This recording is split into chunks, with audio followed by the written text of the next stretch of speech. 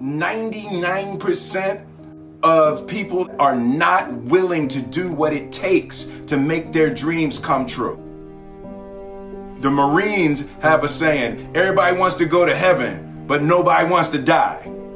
The center of bringing any dream into fruition is self-discipline. You know, something as simple as food and eating. It's not about your body as much as it is about your mind. It's getting command of your mind to be able to choose actions that are in your own best interest. Every day we are choosing that's not in our own best interest. So if the world is attacking you and the world wants to fight you and the world's trying to hold you down, so you're gonna kick yourself in the balls? So you're gonna stop yourself from getting what you dream. And I think the word discipline has kind of gotten a bad name. We think about it in terms of punishment. I'm not talking about discipline in that way. I'm talking about discipline in the sense that you forego immediate pleasure for the exchange of long-term self-respect. I believe that self-discipline is the definition of self-love. That when you say that you love yourself, that means that you have behavior towards yourself that is loving. Self-discipline is the center of all material success. You cannot win the war against the world if you can't win the war against your own mind.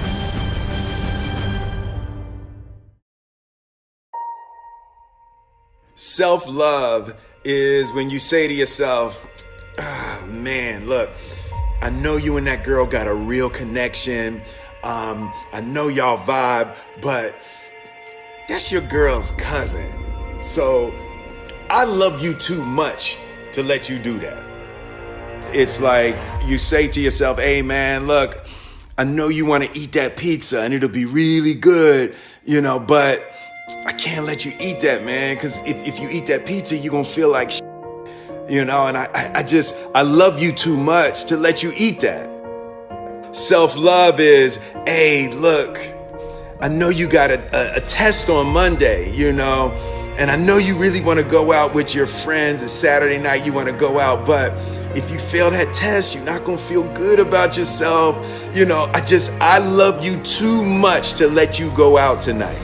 Self-discipline is self-love.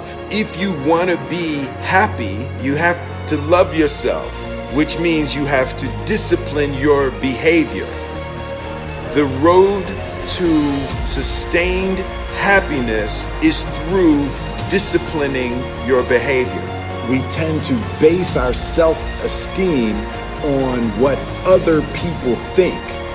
And that's not really self-esteem. Self-esteem is supposed to be how we feel about ourselves. And I was just saying how dangerous it is to allow other people to determine how you're going to feel about you. And it's kind of like looking into a broken mirror. You're going to look in a broken mirror and then change your face to try to look good in this defiled, busted, broken mirror. And it just, other people's opinions is a really way to determine how we feel about ourselves.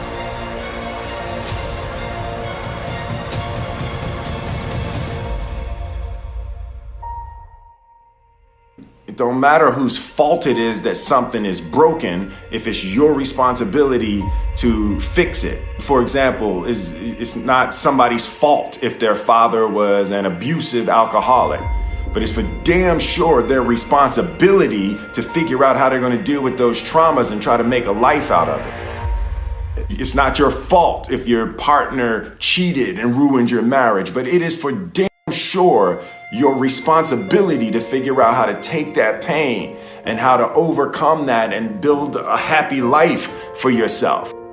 Fault and responsibility do not go together. It sucks, but they don't. When something is somebody's fault, We want them to suffer. We want them punished. We want them to pay. And we want it to be their responsibility to fix it. But that's not how it works, especially when it's your heart. Your heart, your life, your happiness is your responsibility and your responsibility alone. As long as we're pointing the finger and stuck in whose fault something is, we're jammed and trapped into victim mode. When you're in victim mode, you are stuck in suffering. The road to power is in taking responsibility. Your heart, your life, your happiness is your responsibility and your responsibility alone. You can make a person smile, you can make a person feel good, you can make a person laugh, but whether or not a person is happy is deeply and totally and utterly out of your control. The prerequisite for spending time with any person is that they nourish and inspire you. They feed your flame. Look at your last 5 text messages. Are those people feeding your flames or dousing your fire? Put your phone down for just a second and look around. Look to the people around you. Are those people throwing logs on your fire or are they pissing on it?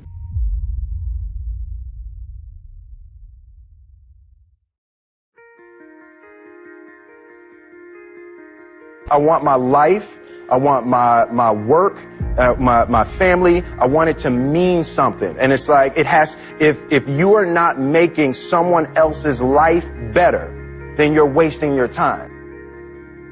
The separation of talent and skill is one of the greatest misunderstood concepts for people who are trying to excel, who have dreams, that want to do things. Talent you have naturally. Skill is only developed by hours and hours and hours of beating on your craft.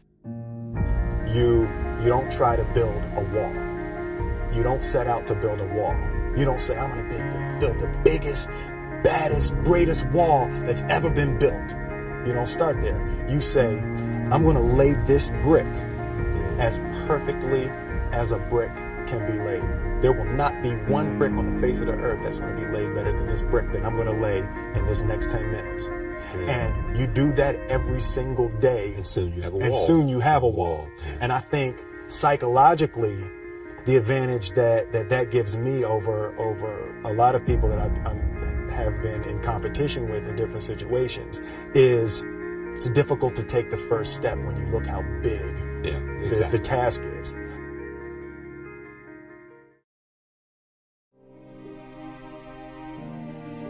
The definition of who I am is very clear to me, and it also redefines who I want to be, in that I know for a fact that I'm stronger than I thought I was. You know, you can't help but ask yourself the question, what would I do if I was in Muhammad Ali's shoes? I'm motivated by fear. I hate being scared to do something. And I think what developed in my early days was the attitude that I started attacking things that I was scared of. Why were you scared in your bed the night before? What do you need that fear for? Just don't go. Why are you scared in your bed 16 hours before you jump? Why are you scared in the car? Why could you not enjoy breakfast? Fear is fear of what? You're nowhere even near the airplane. Everything up to the stepping out, there's actually no reason to be scared. It only just ruins your day. You don't have to jump. And then in that moment, all of a sudden, where you should be terrified is the most blissful experience of your life. And God placed the best things in life on the other side of terror.